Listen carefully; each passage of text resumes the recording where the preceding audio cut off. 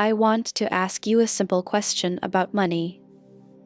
If you suddenly became rich tonight, who would you stop replying to?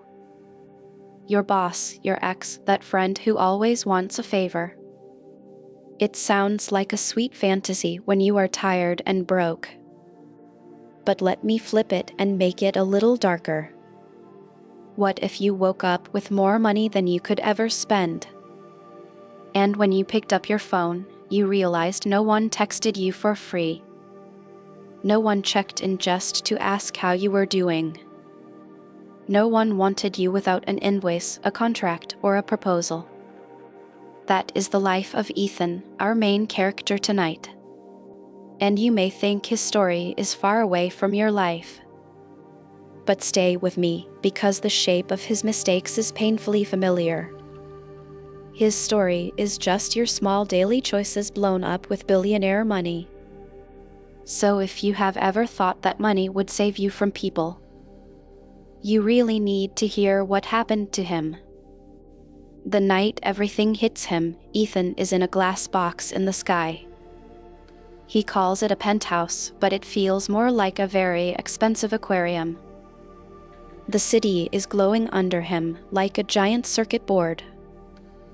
His name is on the news, on finance shows, on gossip sites, everywhere. His face is on the screen of a television that he muted hours ago. Charts on his tablet rise in clean green lines that look like victory. His net worth has crossed a number that only makes sense in headlines. The whole world seems to be talking about Ethan. Except no one who actually knows him is calling him tonight. He holds his phone and stares at the small notification bar. No new messages, just a few unread emails from lawyers and his PR team. His chat apps are mostly silent except for a few cold business threads.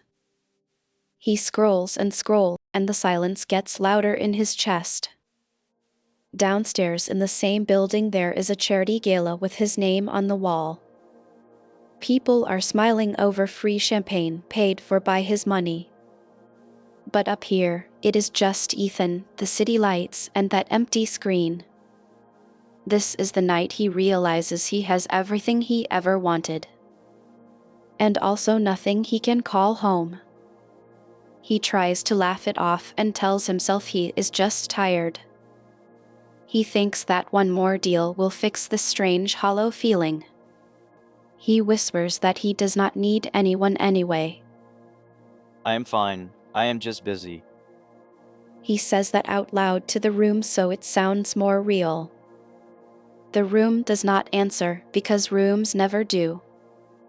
The only reply is a faint echo of his own voice and the air conditioning.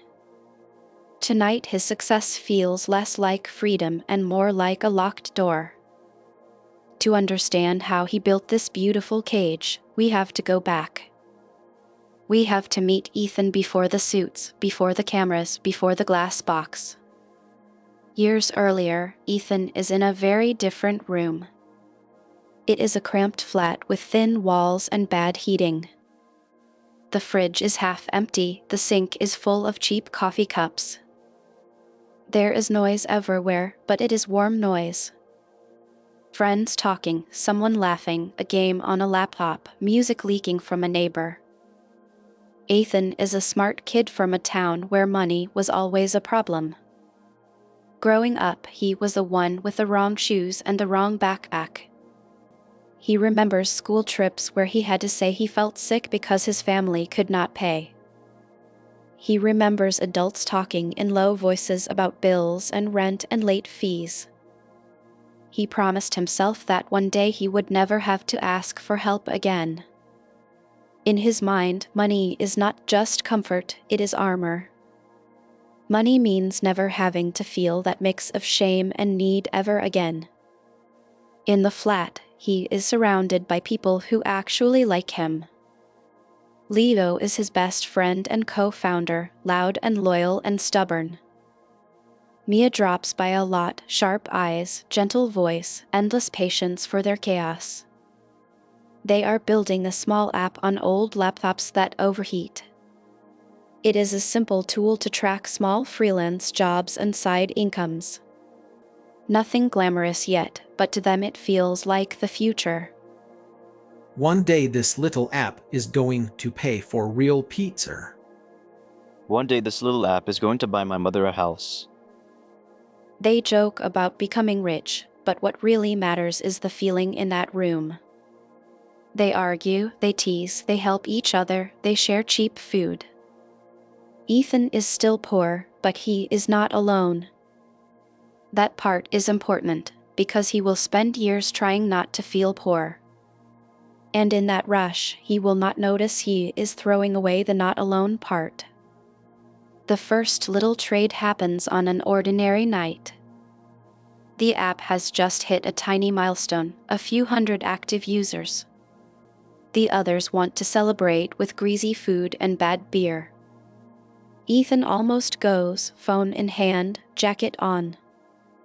Then an email from a small investor lands in his inbox. They want to talk about a possible seed round early next morning. Ethan freezes for a second with the jacket half on. His friends yell from the door that they are leaving. You go ahead, I need to answer this, I will catch up. He does not catch up. He spends the night polishing slides that no one will remember. The investor call is polite and vague and leads to nothing. His friends come back laughing, full of jokes and stories from the bar. Ethan smiles and says he is happy for them. Inside he tells himself that sacrifice is the price of winning. It is a tiny choice that feels harmless at the time. It is also the first stone in the long road toward the empty room. A year later, the stakes are much higher. The app has grown more than anyone expected. Users love it, reviews are good, money starts to trickle in. A big venture capital firm finally calls. They do not invite the team, they invite Ethan alone. The office is cold and stylish, with glass walls and silent hallways. Ethan sits across from three partners in expensive suits. We like you, Ethan. We think you are the real engine here. They say it with smooth voices that sound like compliments and warnings at once. To move fast, you need a clear structure. You cannot drag dead weight. Dead weight, that is the phrase they use for his friends. They offer a serious investment, life-changing numbers. We invest if you take full control and clean up your cap table. Clean up your cap table is their polite way of saying cut the others out. Ethan feels his chest tighten as he listens. The child in him hears a different message under the words. He hears you are not the poor kid anymore, you are the chosen one. The partners talk about markets and timing and responsibility. Ethan nods and tries to breathe around the knot in his throat. They slide a term sheet across the table in a nice folder. He asks for time to think about it. On the train home, he stares at the numbers until they blur. He tells himself that if he takes this deal, everyone wins. He tells himself that Leo will understand, that Mia will understand. He plans to make them rich later with bonuses and gifts and buyouts. Deep down he knows he is trying to excuse something that feels wrong. In the flat, Lilo is excited when he hears about the meeting. So we are all in, right? This is it. This is the big break. Ethan opens his laptop and feels his hands shake slightly. There is a draft email ready to go to the lawyers. With one click he can send the signal that he agrees to the deal. The deal that quietly pushes Leo out of power in the company. The air in the room feels heavy. It is just structure, man. It is what they need to sign. He says that more to himself than to Leo. He does not explain the details. He does not mention the phrases that turned his stomach. He clicks send. On the screen, it is just one small email leaving his outbox. In real life, it is the day he sells his first friendship for future money. The investment goes through, and life gets shiny very fast.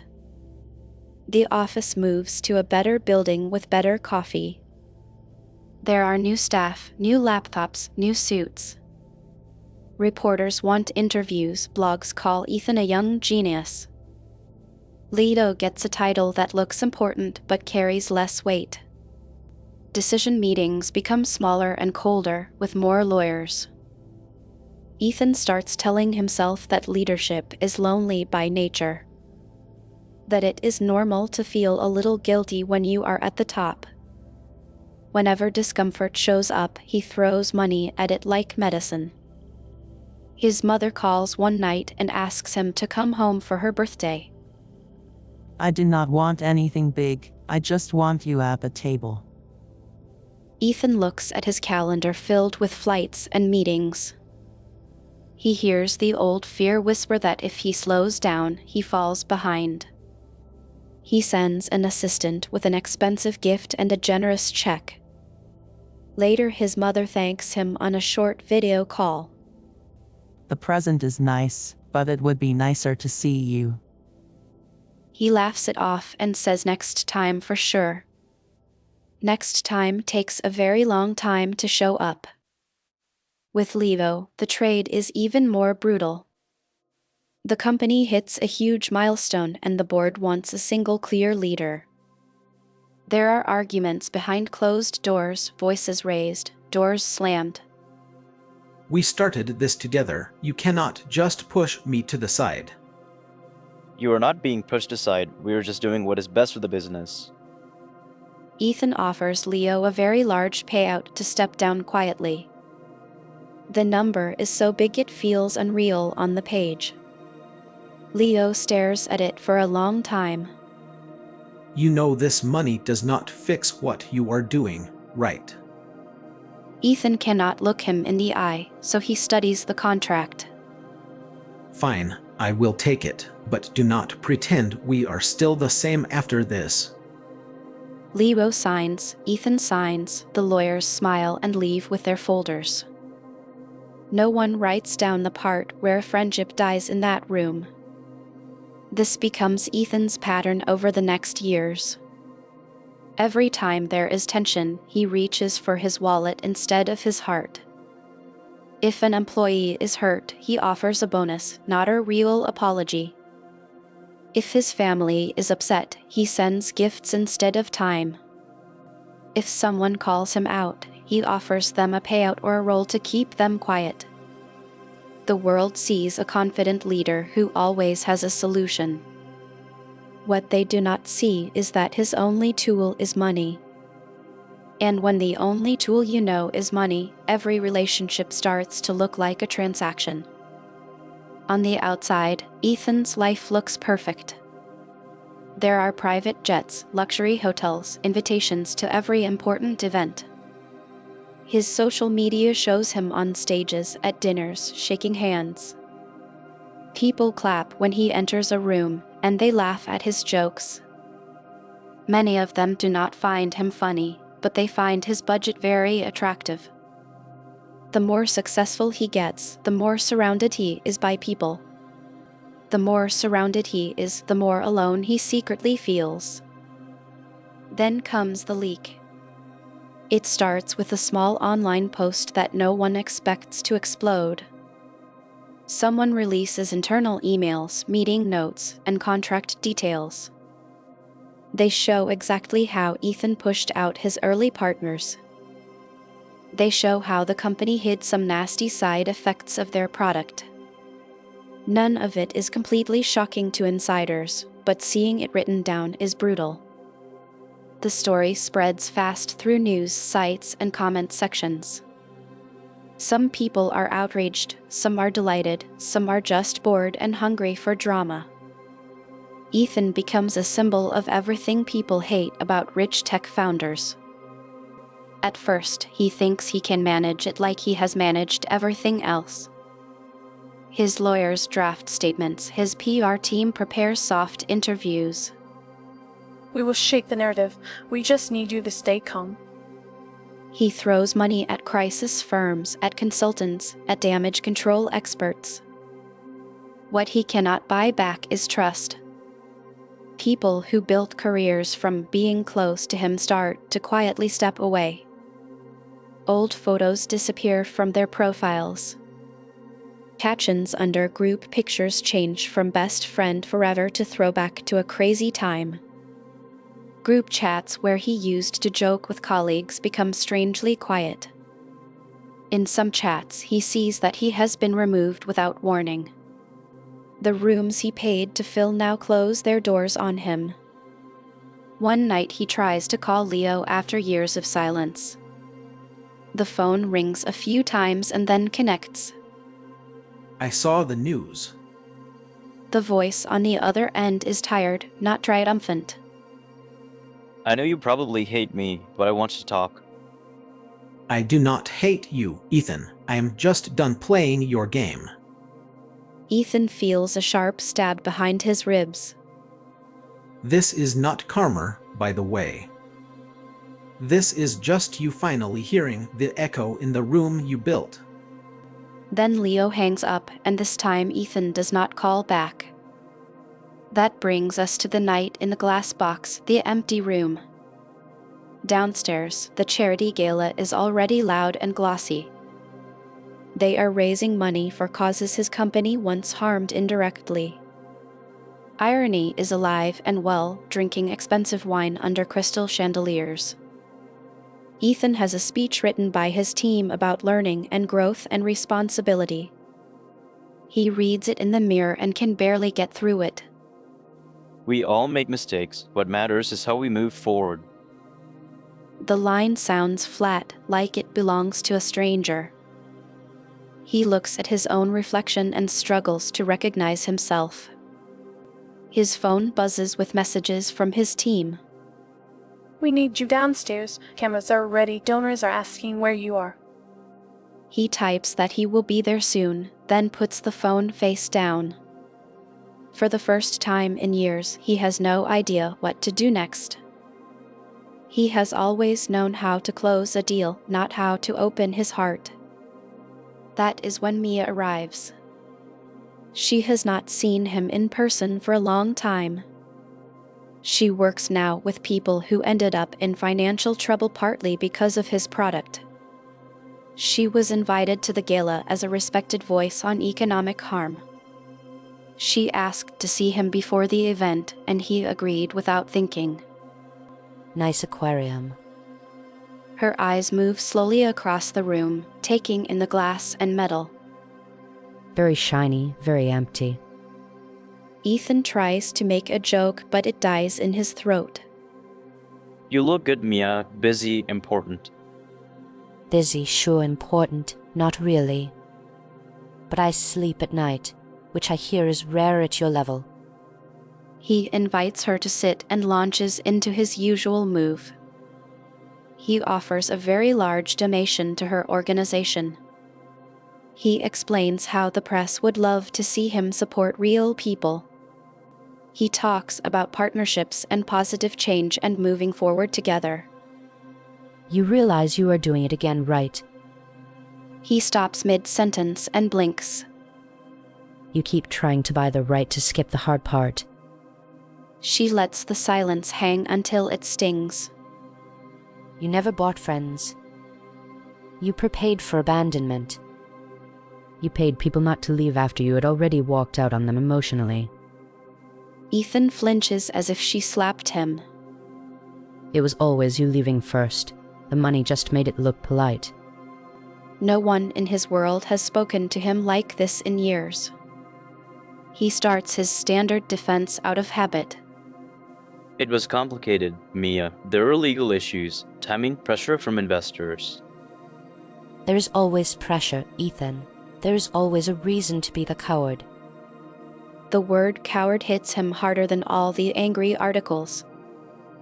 I am not here to save your image. If we take your donation, it will be because it helps people, not because it helps you. and your name does not go on every wall in big letters. For a man who has been branded as a genius for a decade, this is brutal. It is also the first honest conversation he has had in a long time. They talk more, and Mia does something almost no one in his life does now.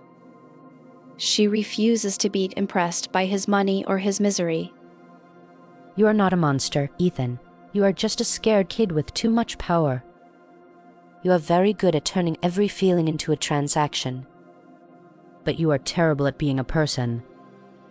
He laughs once, a small, broken sound, because he knows she is right.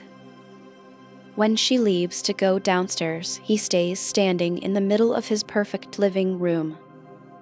His heart is pounding like he just ran a race, and he has not moved at all. Ethan has a choice here. He can go downstairs, read the speech, pose for photos, and continue the show. Or he can do something deeply unremarkable on the outside and life-changing on the inside. That night, he does not go to the gala. He calls his driver and gives him a different address. For the first time in many years, he goes back to his hometown without a camera crew. His mother opens the door in an old sweater with flour on her hands. I did not expect to see you here. There is surprise in her voice, but also caution. He has arrived unannounced so many times only to leave again quickly. I just wanted to sit at the table tonight, if that is still okay. She steps aside slowly and lets him in. The kitchen smells like simple food and something he cannot buy in a store. It smells like a life that kept going without him. They sit, and at first they talk about weather and neighbors. Then the conversation gets heavier. You know your assistant has been at more family dinners than you. Ethan swallows hard and does not try to laugh it off this time. I thought sending things was the same as showing up. Things are nice when they come with a person, not instead of a person. It is a simple line, but it hits him like a hard truth. He apologizes, truly apologizes, not the polished version from his PR statements. I chose work and money because I did not want to feel small. I did not see that I was making you feel smaller every time I skipped being here. His mother does not give him a big dramatic forgiveness speech. You are here now, so eat while it is still warm. It is a small mercy, and for once he does not try to make it bigger with promises. In the days that follow, he meets with a few people he hurt on the way up. He asks Leo if he would be willing to see him in person. Leo hesitates but says yes on one condition. No lawyers, no offers, no contracts, just words. They meet in a quiet cafe far from the old office. There is an awkward silence at first, like a wall between them. I sold our friendship for a clean cap table and a better seat at a board. The sentence tastes bitter as he says it. You deserve better, and there is no number that makes that fair. Leo listens with arms crossed. I am not going to pretend we can go back to the flat with cheap pizza. But I needed to hear you say what you just said. They talk for a long time about choices and fear and that meeting with the partners. At the end there is no hug, no dramatic music, no promise to start again. Take responsibility, Ethan, not in a press release, in your actual life. That is all, and yet it is more than any check Ethan ever wrote. Ethan also starts seeing a therapist, which he once thought was a luxury for other people. He sits in a small room that smells like coffee and tissues. He says out loud for the first time that he is lonely. I am surrounded by people on paper, but I have no one I trust at 3 in the morning. The therapist nods and asks simple questions he cannot answer quickly. Why is it easier to fire a friend than to say you are scared? Why is it easier to give money than to say you were wrong? Why does silence feel safer than being known? These scenes are not glamorous. There is no headline that says billionaire attends appointment and faces his feelings. Yet this is where his real work begins. Not the work of growing his net worth, but the work of growing up. He still has his company, though it is smaller now.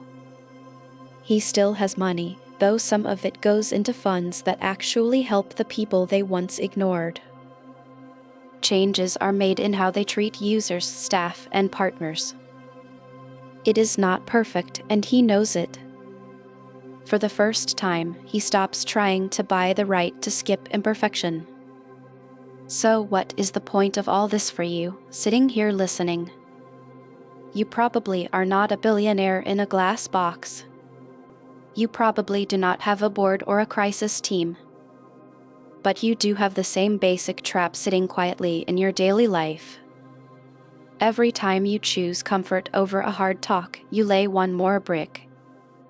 Every time you ghost someone instead of being honest, you make your future room a little emptier. Every time you throw something shiny at a problem instead of facing it, you train yourself to live in a transaction. Money is not the villain in this story. The villain is the belief that power or status or cash can protect you from shame. Ethan did not wake up one day as a cold, heartless figure. He got there by one tiny trade at a time. One skipped dinner, one small lie, one silence, one payout, repeated for years. That is why his story is a warning and not just gossip. Before I let you go, I want to bring you back to the first question. If you became rich tonight, who would you stop replying to? Maybe that is the wrong question to hold on to. Try this one instead. If you lost all your money tomorrow, who would still pick up when you call? Those are the people you should text after this video. Not to fix everything, not to explain your whole life. Just to say you were thinking of them today. If you listened all the way to the end, thank you. It means you are not afraid to look at the messy parts of people. If this story of Ethan and his empty room touched you even a little, let me know. Hit like if you felt something, because it actually helps the channel a lot. Subscribe if you want more stories like this, where gold and thorns lie side by side. Leave a comment and tell me which part hit closest to your own life. If you want to support this channel directly, you can send a donation. You will find the link in the description, and there is also a QR code on the bottom right of the video. In the description, you can also find links to other series on this channel that are completely different from this one. If you liked this story, there is a good chance you will like those strange cousins too. Thank you for spending your time with me today. This was Gold and Thorns, and I hope I see you again in the next story. Until then, take care of your people before you take care of your image.